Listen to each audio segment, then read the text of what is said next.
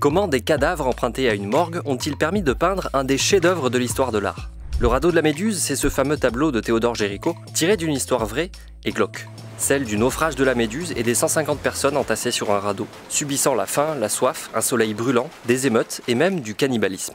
Théodore Géricault, 27 ans et en quête de notoriété, va se servir de la morbidité du fait divers pour percer. Pour bien se documenter, Géricault rencontre le charpentier du bateau, qui lui construit une réplique du radeau, et deux rescapés, un médecin et un géographe. Pour se concentrer sur l'œuvre, il se coupe de toute vie sociale, se rase la tête, installe son atelier dans un coin malfamé de Paris, en face d'un hôpital. L'occasion pour lui de se faire prêter des jambes et des bras amputés, des têtes guillotinées pour mieux retranscrire les textures cadavériques. Everybody that visited the studio said the smell was disgusting, these rotting body parts all around, which littered his studio. Parmi les visiteurs charmés par la déco, il y a un autre peintre, Eugène Delacroix, qui pose pour lui, juste ici. Delacroix was so scared when he left the atelier that he ran all the way from Saint-Philippe-de-Roux back to the boulevard Saint-Germain. Géricault ne peint pourtant pas des corps mourants. Il avait découvert en Italie les corps énormes et secs des peintures de Michel-Ange et leur aspect monumental. Everybody looks a bit too statuesque to have floated around in the tropics for 14 days without food, but he wanted to produce a painting for the salon. Le salon, c'est celui de 1819 où il présente après 9 mois de travail un chef-d'œuvre de presque 5 mètres par 7 qui rebondit sur le scandale politique du naufrage. Pourquoi le radeau de la Méduse est un tableau très politique.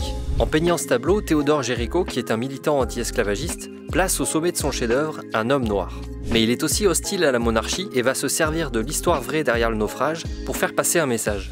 1816, la Méduse quitte l'île d'Aix et fait naufrage quelques jours après au large de la Mauritanie à cause d'une erreur de navigation d'un capitaine incompétent. C'est une catastrophe, monsieur, nous touchons le fond. On n'est pas vraiment sur les femmes et les enfants d'abord, puisque d'un côté les notables sont embarqués sur des canots, et de l'autre 150 personnes s'entassent sur un radeau. Elles sont désarmées sous prétexte de ne pas l'alourdir. Mais quelques officiers restent armés, on sait jamais. Plusieurs révoltes éclatent dans une sorte de mini-lutte des classes. Après ces mutineries, plus la faim, la soif, le soleil, le cannibalisme, une quinzaine de personnes sont secourues par ce bateau, tout au loin. C'est une des pires catastrophes de l'histoire de la marine que deux rescapés racontent dans un pamphlet.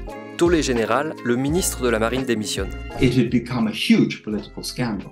Huge. La France, à peine sortie de l'Empire, vient de redevenir une monarchie. C'est la Restauration, souvenir des cours de première. Et sur le bateau, on a une sorte de microcosme de la France. You had the royalist commander. Underneath him, you had officers who had served under Napoleon. And then you had some people like Correa who were fleeing France. Le capitaine n'avait pas navigué depuis 25 ans. Mais il avait le bras long et avait été choisi par le frère du roi, un ultra-royaliste. Un choix qui fragilise la royauté. It showed you what a folly it was for the royalists just to appoint old friends. Sauf que Louis XVIII, le roi, était un modéré et même en guerre contre la faction ultra de son frère.